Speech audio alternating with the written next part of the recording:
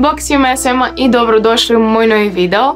Evo napokon vam se javljam. Vjerujem da se svi pitate što je bilo sa mnom, zašto nije bilo više videa, zašto nisam bila tako aktivna nigdje. I eto u današnjem videu ćete zapravo sve saznat. Ako me pratite na Instagramu mogli ste vidjeti da sam objavila sliku sa operacije, točnije iz bolnice. I eto u ovom videu danas ću vam zapravo ispričati sve što se dogodilo, zato što vjerujem da vas sve to zanima, pošto nisam dala nikakvo objašnjenje uz tu sliku ni ništa.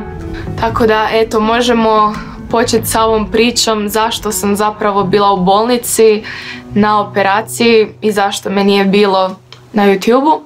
Evo sam se na početku želim zahvaliti svima vama koji ste mi poslali toliko lijepih poruka i što ste se svi zapravo brinuli za mene. Nažalost nisam uspjela baš svima odgovoriti na poruke, zato što kad ste u bolnici i kad proživljavate tako nešto, Instagram vam nije baš prva stvar na pameti. Pa eto želim se ovim putem zahvaliti svima vama koji ste mi nešto poslali, koji ste pitali kako sam i sve slično.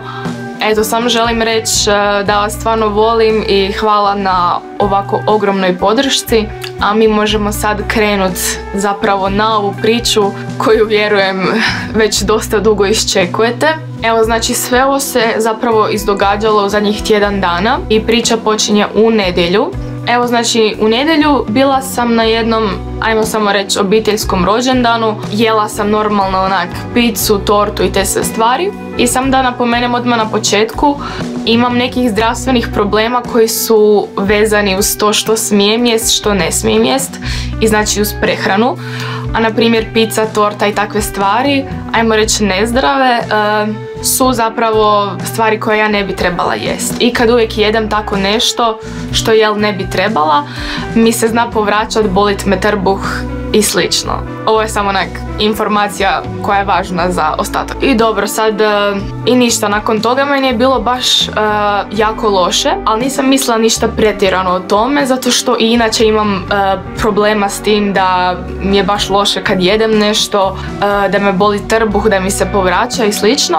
A u međuvremenu isto sam dobila i temperaturu, bolilo me grlo, začepio mi se nos, znači imala sam doslovno sve moguće simptome gripe. Tako da ajmo reći da nisam mislila ništa sad ozbiljno o tome, zato što pod jedan kao mislila sam samo sam prehlađena, gripa, temperatura i takve neke stvari, prehlada, od kojih ću se oporaviti za par dana, neće mi ništa biti. Samo mi je malo začepljen nos, grlo i tako to. A baš tu večer sam zapravo jela te neke stvari koje ne smijem i sad počeo me boliti trbuh, što je uobičajeno. Više se toliko ni ne obaziram na to, zato je to, ajmo reći, postalo kao nešto normalno u mom svakodnevnom životu.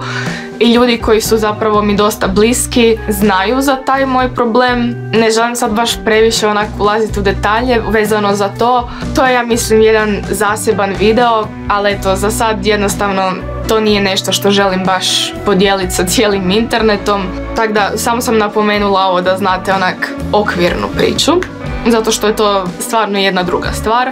Možda ću jednog dana snimiti nešto vezano uz to i ispričati vam, ali eto to sad nije toliko bitno. I dobro, sad znači nedjelja, ponedjeljak, utorak su prošli. Meni je bilo baš jako loše, osjećala sam se katastrofa. Samo sam ležala doma u krevetu, nisam se mogla micat koliko me bolio trbuh. Uz to sam još imala temperaturu 39 i baš sam bila u komi. Ležala sam 3 dana u krevetu, nisam se mogla maknuti. Ali eto, nakon što su prošla već 3 dana, ovo je bilo nešto drugo. Zato jer kad bi me bolio trbuh kad pojedem nešto što ne smijem, to bi već prošlo nakon jednog dana. Ali ovo se sad već odužilo i mene je samo trbuh bolio sve više i više i više. To nije prestajalo, a uz to sam još imala gripu i jednostavno nije bila dobra situacija. Tako da provela sam ta 3 dana u krevetu, nisam ništa mogla, apsolutno cijelo tijelo me bolilo. I došla je tako srijeda ujutro. Moja mama je već vidjela da je meni jako loše, pošto nisam išla u školu, nisam radila ništa, samo sam ležala u krevetu i umirala u bolovima. I ništa, šta ćemo, otišli smo kod doktorice. prvo smo otišli normalno kod doktorice opće prakse koja idete onak normalno kad ste bolest. I sad kad sam došla tamo, ona je meni rekla da legnem, pregledala me i sad postoji ko neki test, ajmo reći, za slijepo crijevo. Ovako, znači pritisnu vam taj dio na trbuhu i naglo otpuste. I kad je ona meni to otpustila naglo, meni su samo suze krenule koliko je mene to bolilo. Znači nisam mogla ništa, samo suze. I rekla nam je samo da odemo na hitnu zato što to može biti slijepo crijevo. Tako da u srijedu oko podne stigla sam na hit. Ja vama ne mogu opisati koliko to boli. Znači zamislite, vozite se autom, idete na hitnu i prelazite preko ležećih policajaca i svaki put kad pređete vas zaboli. I dobro, stigli smo na hitnu.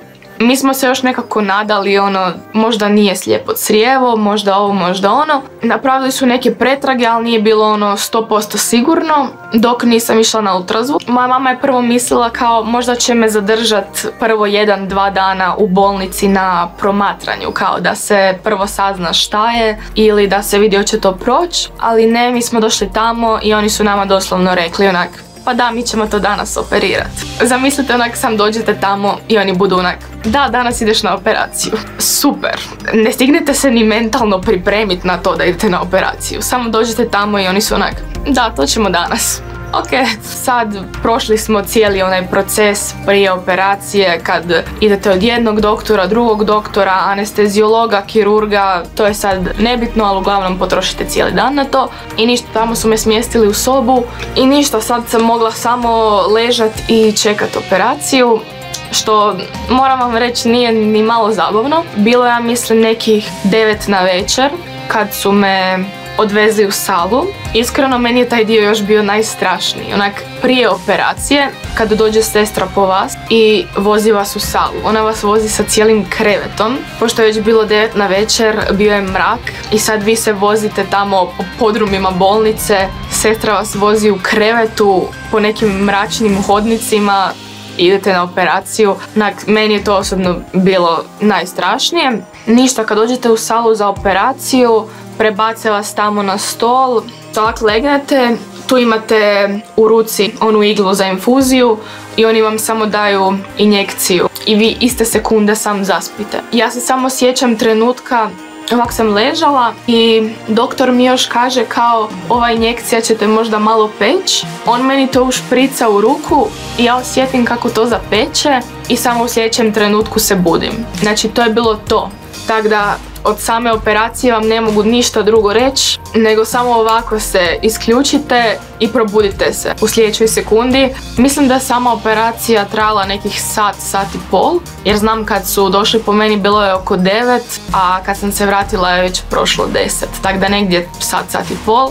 I poslije znam da, znači nakon operacije malo mi je bilo sve mutno. Znam kad sam došla u sobu, spavala sam 1-2 sata i probudila sam se kao da nije ništa bilo poslije toga. Čak bilo je valjda ponoć. Ja više nisam mogla ni spavati, ja sam se iz anestezije skroz razbudila.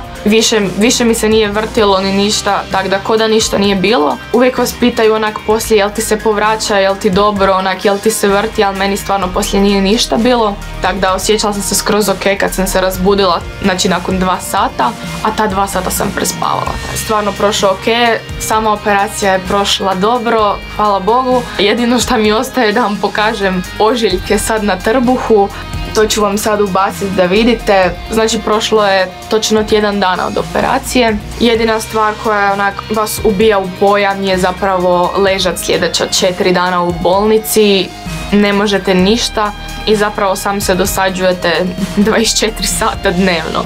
Tako da stvarno sam jedva čekala maknut se od tamo i doći doma. Stvarno me ništa ne boli toliko, mislim. Kad se pomičem i sve, osjetim na nekim dijelovima te rezove na trbuhu, stvarno me ništa ne boli, prestrašno da ne bi mogla izdržati, mogu normalno i hodati i sve. Tako da sam stvarno ok. Nadam se da ću se što brže oporaviti skroz do kraja i da će mi to sve zarast. Nadam se da nisam izostavila nikakve sad bitne detalje još.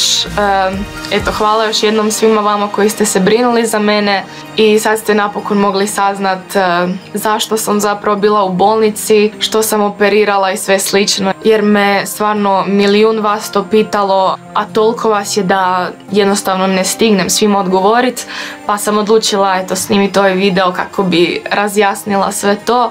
To je bilo to za ovaj video i bok svima.